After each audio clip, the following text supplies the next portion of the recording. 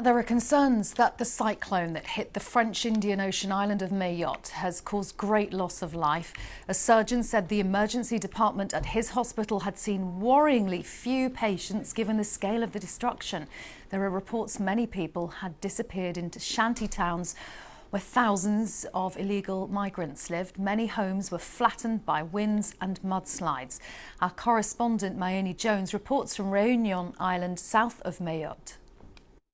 The aid efforts by the French government have been coordinated here from Réunion because a lot of Mayotte has simply been too damaged for them to be able to work there very well. Airplanes can't land at night because of damage to the one airport on the island. So currently an air corridor has been built from the island of Réunion here right up to Mayotte. The situation on the ground remains very chaotic, very desperate for people, particularly outside of the capital. A number of people are struggling to get access to water or food. They've had to restrict the amount of water and food people can buy in local supermarkets. There are reports of large queues outside banks as people try and get some cash out to buy whatever food there is left. It's also very difficult to move around the island. A lot of the roads have been damaged.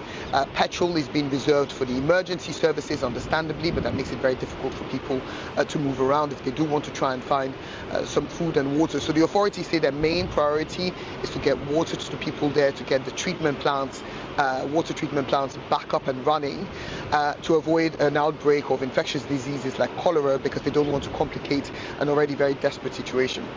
Mary Louise Eagleton is the UNICEF representative in Mozambique, where Cyclone Chido hit on Sunday. Today's another harrowing day for the millions of children and families who've been hit by this cyclone early Sunday morning. It destroyed homes and villages, entire villages. It knocked out electricity. That means the water systems are down and there's no clean water.